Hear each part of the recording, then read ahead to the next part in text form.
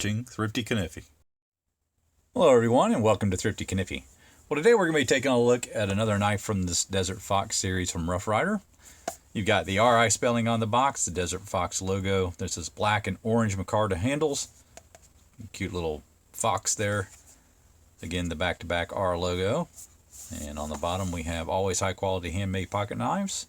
Country of origin is China, cancer warning. And on the back you got the website information along with the model number here, RR2306.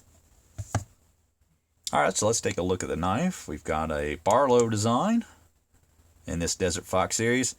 About 3 3/8 inch length. Just slightly over 3 1/4 there.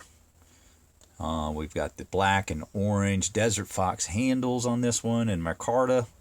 Nickel silver bolster with the thread and the pinch. You got brass pins and that orange fox shield. Very good transitions across the handle here. I'm not feeling this pin, or that pin. The fox shield is well inlaid. Little fox head there. I'm just using more micarta there cut into there and inlaid. And that feels really good. You got the nickel silver bolster here. The single thread and a pinch. That's really well done. Basically the only thing I'm feeling there is the thread coming down the side. You got some orange underliners, you can see it here and across the bottom on both sides. We've got brass liners and stainless springs, and this has a nice polish to it. I'm only seeing one little minor gap, and I do mean minor, right here, very thin gap there. Otherwise this thing is pretty darn solid. Looks very good across the springs. Good fit and finish. It's hafted really well. You don't have any sharp edginess to the handle. That feels good. And this side, I would say, is pretty much the same. You can see there's good color consistency across the handles on both sides. Pins nice and smooth here as well. Feels good across the edges there. No roughness atop the tang. Where the bolster and the pivot is, that feels pretty good across the liners there. That's good. So yeah, the fit and finish is very solid on this knife. Let's look at the centering. You can see this blade looks pretty much perfect. This one a little bit leftward leaning, but not very. I mean, it's not bad. I can still see a gap to the left of it, so it's not all the way over and doesn't appear to be rubbing in any fashion. Now this has got the new style set up for the Barlow. Rough Rider used to have the nail neck on both sides front for both blades, but now they've switched it to the main blade and the front half of the knife when you show the show side, and then the pile side has the secondary blade with its own nail neck on the other side. But yeah, they've updated that, so easy to access both blades. You got half stops on this with the satin finish on the blade. Now again, the Rough Riders are using 440A stainless steel on these. And this one's got a satin finish and then some swedging there. We've got the match strike nail pull on the clip point blade.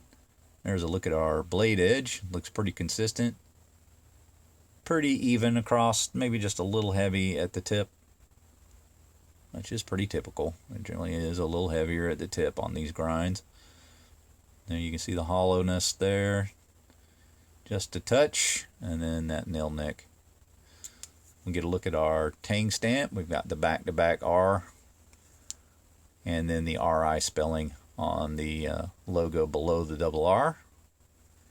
Good half stop, good lockup. I'd say that's about a 6 to 6.5 pull on this one. So pretty close to ideal. I could probably still move that and close that with my thumb, but I mean it's going to take some considerable effort. Again, you can choke up here to the choil. You got a 4-finger grip, and you can hold it up here. Still got a little room left, and that's going to keep that from closing on you. So no issue there with the ability to use that with some confidence. And let's look at the profile here. We've got some decent sized blade stock there. It's pretty typical for their Rough Rider clip point blades. You can see the swedging there, how that tapers off at the end. But the evenness on both sides of the blade. We'll take a closer look. So what is a little heavy here? If we look over here, that appears to be pretty much the same thing. That looks pretty consistent. So I think that geometry is pretty straight. I would be willing to bet that it's pretty close angle on both sides. There's a look at your back side there. Again, just very consistent color there with the orange underliner again. You can see them going across the top as well. And some really nice brass liners on this. I like when there's that contrast in stainless to brass colors. Alright, so let's get a measure of this main blade.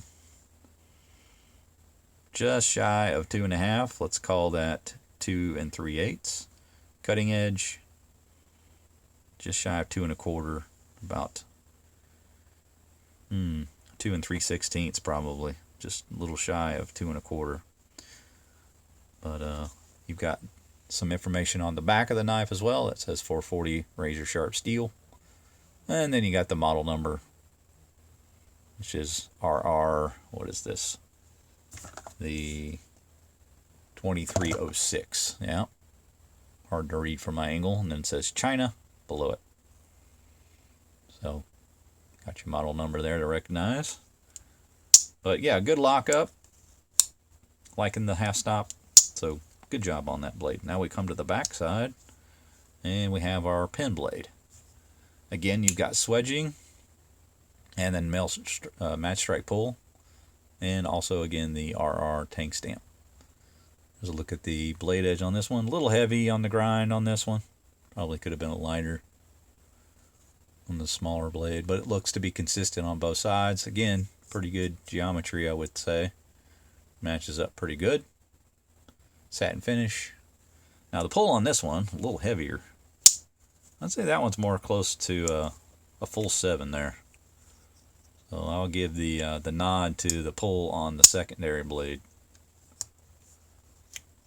And a good lockup. Let's listen to this. Yeah, that's pretty solid. So that one's not going anywhere. And again, pretty comfortable in the hand with it, the secondary blade in use and the main blade in the channel. Not really feeling any hot spots really, unless I'm just absolutely death gripping this thing. And that feels pretty good. Now, again, you know how I feel about the swedging. I don't think it's necessary. But they put that on there as well. And it's not too intrusive. I mean, you still have full access to the nail nick. And again, I think that blade edge was well done. So, good job on this particular knife. I think they did a good job on the fit and finish. It's been an attractive series. I've been happy with all the Desert Fox and Fox series in general, from all the Arctic Fox, Desert Fox, and Red Fox. And this is the only series, I believe, that has the full-size Barlow. The other one in the Red Fox series was the smaller version. So, good to see that they gave us a normal-size Barlow in one of the series. But I'm really enjoying this knife. Really like the Barlow pattern and the improvements that they've made to the blades. And now you can access both sides. That's really nice. It's much like a case knife now, where you've got the nail nick on both sides. But this is a really good design. Fits in the pocket well. This is going to be a medium slip knife. Oh, where is my medium slip? There we go. That's going to fit in there nicely. And tote that around, not to worry about scratching up your handles. And yeah, just a simple carry. Barlow, again, like 3 3/8 inch clothes, so plenty small enough to fit in a pocket. And I think it's a great EDC. But that's going to do it for my review, guys. Hope you enjoyed it. Make sure you like, subscribe, hit that bell to be made aware of videos when they drop. But we're going to see you next time. Take care.